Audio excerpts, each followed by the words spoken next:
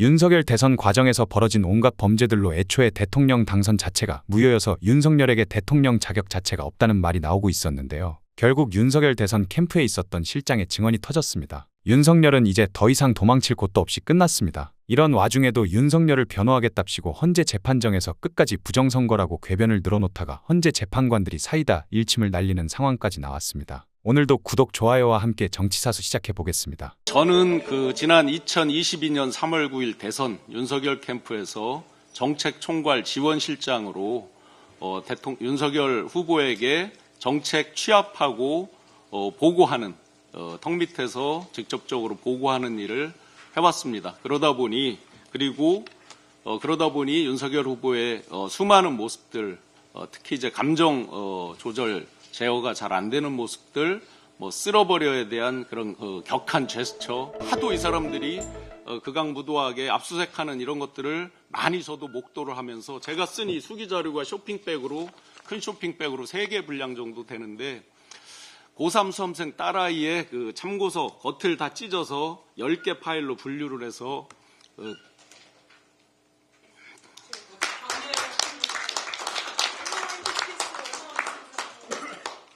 딸아이 책가방에 넣어서 학교 사물함에 보낼 때마다 죄송합니다. 정말 미안하고 마음이 아팠습니다. 저 부분이 정말 소름 돋는, 이번에 노상원 씨 등을 포함한 HID 요원들이 등등이 중앙선관위 서버실에 난입해서 왜 저 부분에 대해서 저렇게 강력하게 집착을 했을까라는 부분이 무려 만 3년 전 2021년 12월 29일에도 이런 부분이 작성돼서 아마 추정컨대 캠프 수뇌부 상당수가 이런 부분에 과도한 집착처럼 되어 있었을 것이고 윤석열 대통령이 집권 이후에 수많은 유튜버 등등의 방송을 보면서 더 어떤 나쁜 상승작용을 통해서 확신범 수준으로 가지 않았나. 명태균 씨가 먼저 중앙당 누군가로부터 자료를 받아서 거꾸로 먼저 김건희 씨에게 전달을 하면서 어떤 내용에 대해서 설명을 한다든지 자문을 해주는 내용이 상당수가 있었습니다. 매일매일 작성을 했습니다. 다 당시에 쓰던 이면지에 작성. 시민사회 비서관실의 4급 행정관으로 역술인을 채용했다. 그 명함에 실제 이렇게 써 있습니다. 사람 아무나 함부로 만나시겠습니까? 라고 명함 하단에 세게 씌워져 있습니다. 과연 대통령실은 왜 그런 분을 직접적으로 채용을 했는가? 또한 5대 명산에서 동일 매달 같은 날 같은 시에 윤석열, 김건희 두 사람을 위해서 복을 기원하는 구술했다를 복수해 큰무당, 애기무당 등등을 통해서 또 굿당까지 취재를 하면서 지금 많이 이루어지고 있는 상황입니다. 대통령이 대한민국 헌법의 명령에 따라서 비상계엄을 선포했습니다. 그런데 국회 과반수 세력이 대통령을 내란죄로 몰아서 위법하게 탄핵 소추를 했고 다 대통령을 체포하겠다고 위협해서 헌법재판소의 첫째 변론기일에 출석하지 못하셨고 또 자진 출석한 대통령을 구치소에 수감해서 오늘 두 번째 변론기일에도 출석하지 못했습니다. 그래서 비정부인을 대신해서 저희 대리인 3명이 탄핵 청구 이유에 대해서 답변하고자 합니다. 먼저 제가 이 탄핵 심판 청구는 부적법하다는 점을 4가지 사유만 말씀드리겠습니다. 첫째로 국회에서 1차 부결된 탄핵 소추를 재차 의결한 것은 헌법에 위반됩니다.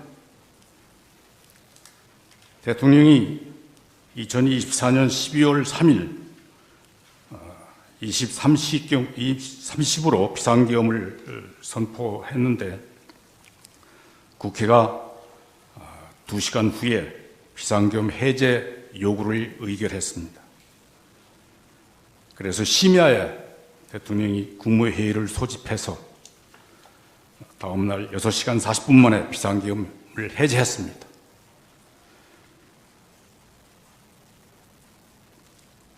그래서 이 사건 비상계엄 선포나 계엄 포령을 인해서 헌정 질서가 통제되거나 국민의 기본권이 침해된 바 전혀 없습니다. 그런데도 국회 과반수 의석을 차지하는 야당 국회의원들이 그 비상계엄이 해제된 당일 대통령의 비상계엄 선포가 헌법과 법률에 위반되고 내란죄에 해당한다는 사유로 탄핵 소추안을 발의하고 탄핵 사유에 대해서 조사하지도 아니한 채 12월 7일 찬반 투표를 실시해서 195인이 투표에 참여했는데 탄핵소추 가결에 필요한 200인 이상이 참석하지 않았다고 해서 표결 불성립이라고 선언했습니다. 그러나 국회의원 5분의 1 이상이 출석해서 본회의가 적법하게 개의되었고 대통령 탄핵소추안이 적법하게 상정되었고 찬반 표결까지 이루어졌는데 그 가결 종족수에 미달된다고 해서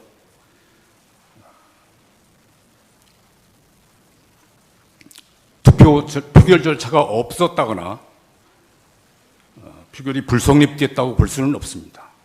오히려 200인 이상이 찬성을 얻지 못했기 때문에 부결된 것입니다. 국회의장이 그걸 부결 선포를 하지 않고 표결 불성립이라고 선언을 했다고 해서 이미 탄핵 소추안에 대해서 표결한 사실 그리고 가결 종속수에 미달된 사실 그래서 그 탄핵 소추안이 부결된 사실은 부정할 수 없는 것입니다.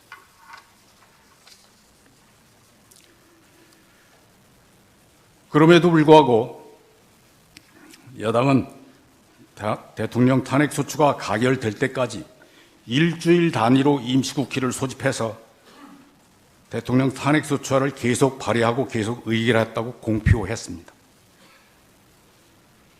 그리고 2024년 12월 22일 대통령 탄핵 소추안을 다시 발의했는데 그 탄핵 소추 사유는 대통령이 비상계엄 선포가 위법하고 위헌이고 헌법과 법률에 위반되고 내란죄에 해당되는 사유입니다. 그거는 1차 탄핵 소추안에 포함되어 있던 사실입니다. 국회는 그 탄핵 소추안을 12월 14일 본회의에 상정하고 204인이 찬성했다고 해서 가결 선포했습니다. 그러나 대통령 탄핵 소추 안건이 정기국회에서 정족수 미달로 부결됐는데 임시국회를 열고 동일한 사유로 대통령 탄핵 소추안을 다시 발의 상정하고 가결시킨 것은 헌법이 대통령 탄핵의 요건을 엄중하게 규정한 취지를 위반한 것입니다.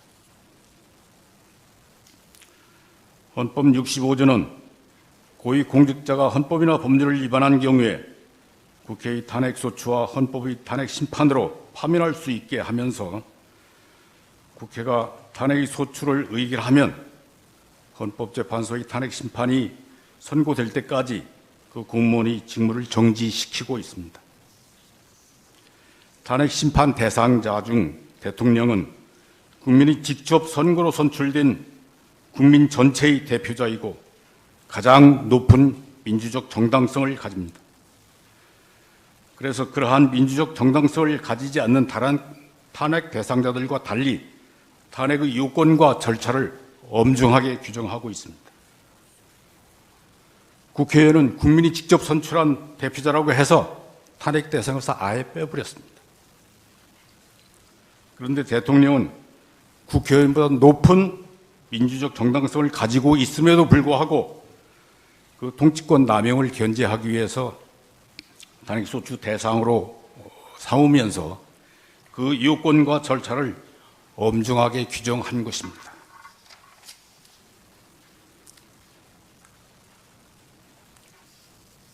헌법 65조가 대통령 탄핵소추를 하기 위해서는 국회 제적의원 과반수의 발의하고 국회 제적의원 3분의 2 이상의 찬성을 얻어야 한다고 규정하고 있고, 헌법 113조는 탄핵 결정은 헌법재판관 6인 이상의 찬성을 얻어야 한다고 규정하고 있습니다.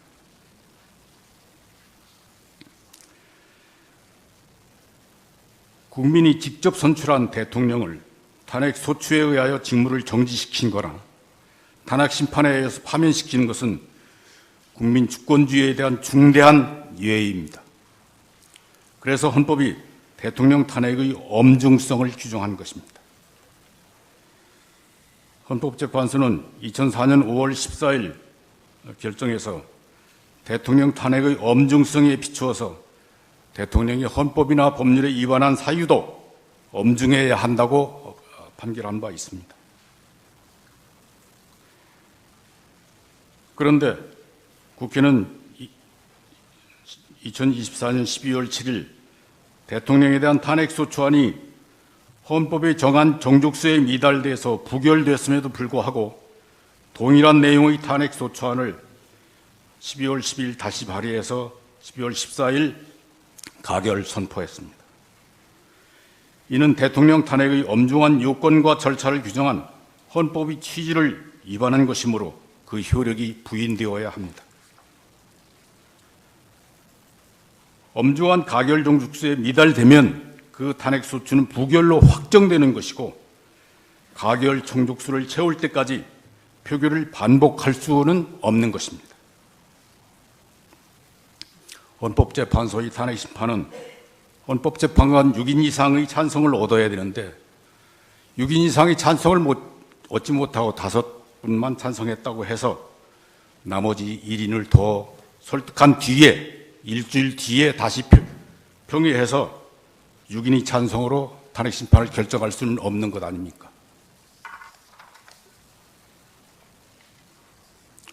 국회가 대통령 탄핵소추안에 대한 1차 표결은 정기국회에서 했고 2차 표결은 임시국회에서 해서 회기를 달리하기 때문에 국회법이 정한 일사부재의 금지는 위반하지 않았다고 하더라도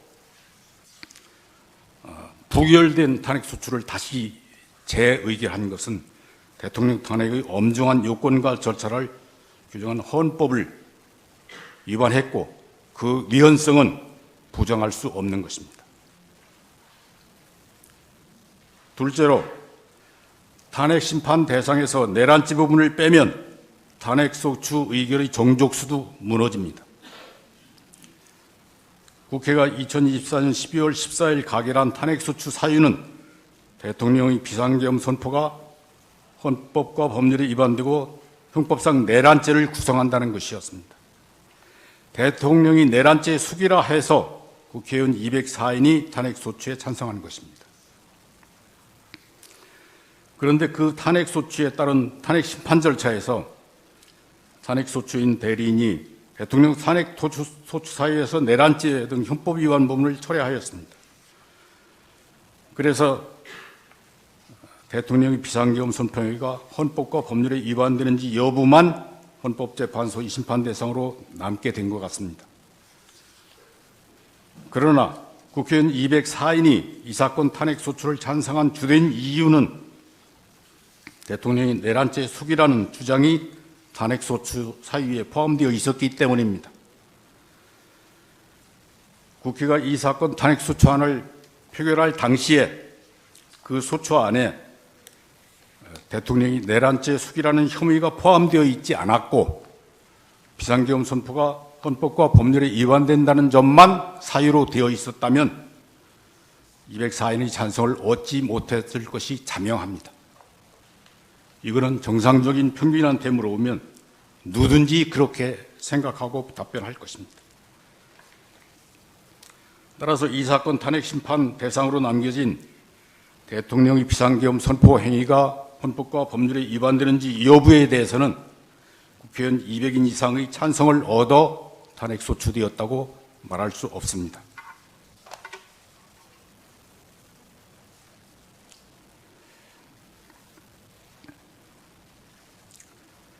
그리고 국회가 이제 다시 대통령 내란죄 수기라는 혐의를 빼고 대통령의 비상계엄 선포의 행위가 헌법과 법률에 위반되는 사유만 탄핵 소추 사유로 삼아서 다시 표결해서 200인 이상 찬성을 얻는다고 하더라도 그에 따라서 새로운 탄핵 심판 절차가 진행된 것은 변론으로 하고 이미 부적법화된 이 사건 탄핵 소추가 적법화될 수는 없는 것입니다. 따라서 이 사건 탄핵 소추는 각하되어야 합니다. 셋째로 비상계엄 선포의 위헌 위법 여부는 사법심사의 대상이 아닙니다. 대한민국의 대통령은 주권자 국민이 직접 선거에 의해 선출되고 국가 원수와 행정수반의 지위를 가지며 자유민주주의 헌법을 수호하고 국가와 국민의 안전을 보위할 책무를 집니다. 이러한 중차대한 책무를 온전히 수행할 수 있게 하기 위해서 우리 헌법은 대통령에게 국군 통수권, 긴급명령권과 계엄 선포권 등 비상대권을 수여하고 재직 중 면책 특권으로 보호하고 있습니다. 헌법이 규정한 비상대권은 국가의 헌법을 수호하고 국가를 위기에서 구하라는 헌법의 명령입니다. 대통령이 수행할 그것을 지킬 책무를 지는 것입니다. 이 사건 비상계엄 선포는 대통령이 자유민주주의 헌법 질서를 수호하고 국가를 보위하기 위해서 헌법이 허용한 비상대권을 행사하는 것입니다. 국내 국외의 공산주의 좌익 세력이 대한민국 선거의 부정을 획책해서 국회의 과반수 권력을 탈취하고 그 과반수 권력을 자의적으로 휘둘러서 국회의 입법권과 탄핵소추권, 예산심의권을 남용해서 국가 기능을 마비시키고 자유민주주의 헌법 질서를 붕괴시켰습니다. 그래서 대통령이 이러한 국가 비상사태라고 판단하고 자유민주주의 헌법 질서를 회복시키기 위해서 헌법에 따라 비상대권을 행사하는 것입니다. 대통령은 국내 국외의 모든 정보를 종합해서 자유민주주의 헌정질서가 붕괴될 위험성이 매우 큰 비상사태라고 판단했고 이를 해결할 통상적인 수단이 없다고 판단해서 이 사건 비상계엄을 선포하는 것입니다. 그러한 고도의 통치 행위, 위헌 위법 여부는 사법부의 심사 대상이 되지 않는 것입니다. 국가 비상사태인지 여부, 국가 비상사태를 해결하기 위해서 비상계엄이 필요한지 여부, 이거는 국가 원수로서 국내 국외의 모든 정보를 가장 잘 아는 대통령이 가장 정확하게 판단할 수 있고 국회나 법원이나 헌법재판소는 그것을 심판할 정보도 없고 능력도 없습니다. 또 국가 비상사태는 신속하고 효과적으로 대처해서 완벽하게 해결해야 하는데 비상계엄을 선포할 때마다 비상사태인지 여부, 비상계엄이 필요한지 여부에 대해서 국회의 승인이나 사법부의 심판을 거치게 한다면 대통령이 국가 비상사태를 신속하고 효과적으로 해소시키기 어렵게 됩니다. 대통령이 헌법을 수호하고 국가를 보위할 책무를 제대로 수행할 수 없게 됩니다. 그래서 헌법은 대통령이 비상대권 행사에 대하여 다른 국가기관의 사전 통제를 인정하지 않고 사후 통제 수단만 규정하고 있습니다. 긴급명령에 대해서는 국회의 사후 승인을 얻도록 규정하고 있고 비상계엄에 대해서는 국회의 제적 과반수 의결로 그 해제를 요구할 수 있다고 규정하고 있습니다. 비상계엄의 필요성이 해소되었는데도 비상계엄이 유지되고 있는 경우에 국회가 통제할 수 있도록 규정하는 것입니다. 그런데 국회의 과반수 권력은 비상계엄이 선포되자마자 본회의를 열고 비상계엄의 사유나 필요성 여부에 대해 조사하지도 않고 비상계엄이 선포된 후 2시간 만에 비상계엄의 해제 요구를 의결했습니다. 그리고 대통령이 비상계엄 선포가 내란죄에 해당된다고 선동해서 비상계엄이 해제된 당일에 대통령 산핵소추안을 발의하고 12월 7일 부결되었는데도 불구하고 12월 12일 다시 발의해서 12월 14일 가결시키고 이 사건 탄핵 심판을 청구한 것입니다. 이것은 헌법 수호와 국가 보위를 위해서 대통령에게 비상계엄의 비상대권을 허용하고 다른 국가기관의 요건 심사를 배제한 취지를 위반한 것이므로 마땅히 각하되어야 합니다. 넷째로 이 사건 대통령 탄핵소추는 탄핵소추권을 남용한 것입니다. 이미 말씀드렸지만 이 사건 비상계엄은 12월 3일 밤 11시에 발령되었고 국회가 4일 01시 해제 요구를 의결했습니다. 그래서 대통령이 즉시 출동했던 병력 철수시키고 심야 국무회의를 열어서 다음 날 그날 새벽 5시 40분경 비상계엄을 해제했습니다. 이 사건 비상계엄은 국가의 비상사태를 알리고 경계하기 위한 것이었습니다. 그래서 병력도 경계하기에 필요한 최소한에 그쳤고 무력 사용을 금지시켰던 것입니다. 그래서 이 사건 비상계엄과 포고령에 의해서 헌정 질서가 훼손된 바가 전혀 없고 국민의 기본권이 침해된 바도 없습니다.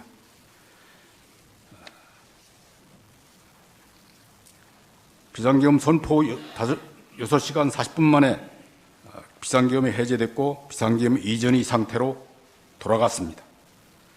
그래서 헌정 질서를 회복시키려는 필요성이 없었습니다.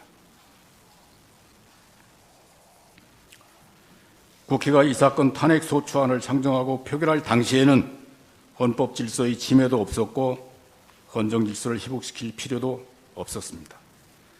이 사건 탄핵소추는 헌법을 수호하기 위한 것이 아니라 국민이 직접 선거로 선출된 대통령을 그 직에서 끌어내리기 위한 것입니다. 국회의 과반수 권력을 활용해서 대통령의 지위를 탈취하기 위한 것입니다. 국회의원은 국민의 대표자이기 때문에 국민의 뜻을 존중해야 하는데 국회 제적 과반수를 차지한 야당은 국가 국민을 위해서 활동하지 않았고 정권 탈취를 위해서 온갖 수단 방법을 동원했습니다. 윤석열 대통령이 당선되자 국민의 주권 행사인 선거 결과에 승복하지 않고 국민이 직접 선출한 대통령의 지위와 권한을 존중하지 않고 대통령 취임 전부터 지금까지 200여 차례에 가까운 대통령 퇴진을 요구하는 집회를 열어서 선동했습니다. 수시로 대통령을 탄핵시키겠다고 위협했습니다.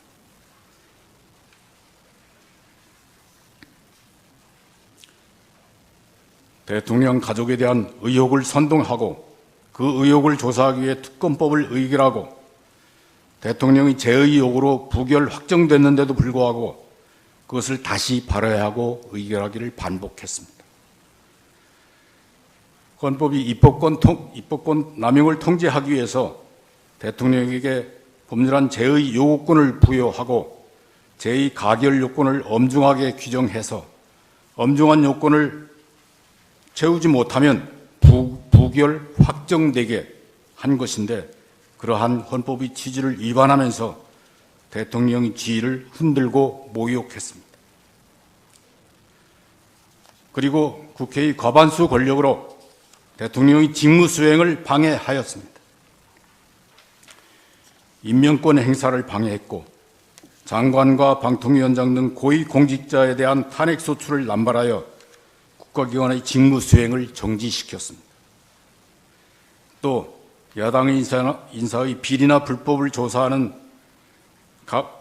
검사와 감사원장을 탄핵 소추해서 적법하고 정당한 수사와 감사 직무를 정지시켰습니다.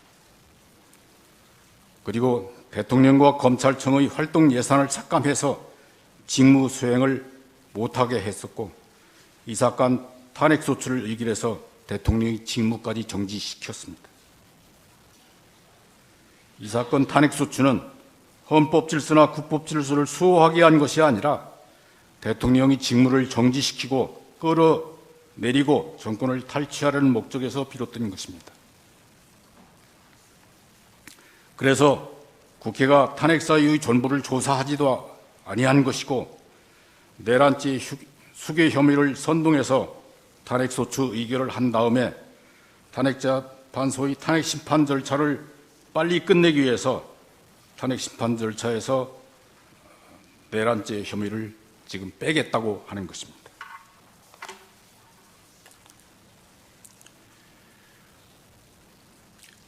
또 대통령에 대한 탄핵 소추로 대통령이 직무를 정지시킨 다음에 국방부 장관과 육군참모총장, 방첩사령관, 수방사령관, 특전사령관, 정보사령관 등 국군 주요 지휘관들과 경찰청장, 서울경찰청장 등을 내란죄 혐의로 구속해서 국방 기능과 치안 기능을 마비시켰습니다.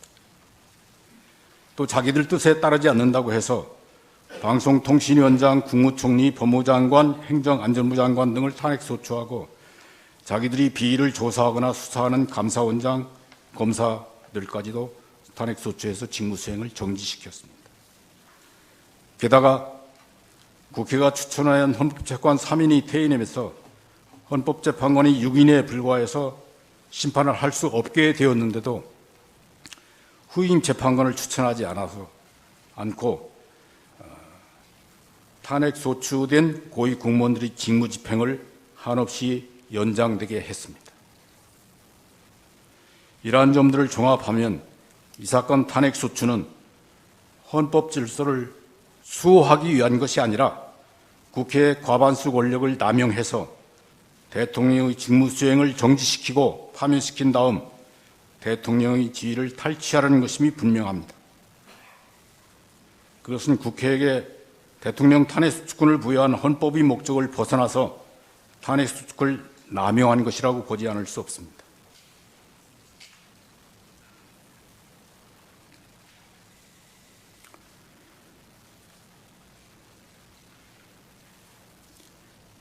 대통령이 무너져가는 헌법 질서를 수호하기 위해서 대통령이 최우수단으로 이 사건 비상계엄을 선포했지만 국회의 과반수 권력의 방해로 헌법 질서를 수호하는 책무를 완수할 수 없게 되었습니다. 그리고 대통령을 불법 체포하려는 세력과 경호원들의 무력 충돌을 막기 위해서 대통령 피청구인이 스스로 수감되기까지 했습니다. 이제는 헌법재판관이 나서서 대한민국의 헌법 질서를 수호해야 합니다. 헌법은 헌법재판관에게 헌법 질서를 수호할 책무와 사명을 부여했습니다. 헌법이 헌법재판관에게 부여한 헌법 수호의 사명을 이 사건 진실을 밝히는 횃불로 삼아서 공산주의 좌파 세력이 민주선거를 왜곡시킨 사실, 국회 과반수 권력이 입법권을 남용해서 자유민주주의 헌법 질서를 무시하고 자기들 멋대로 독재하려고 한 사실, 국회의 과반수 권력이 예산 심의권을 남용해서 대통령과 검찰의 직무 수행, 국방 기능의 정비, 국가 경제의 발전 등을 방해한 사실,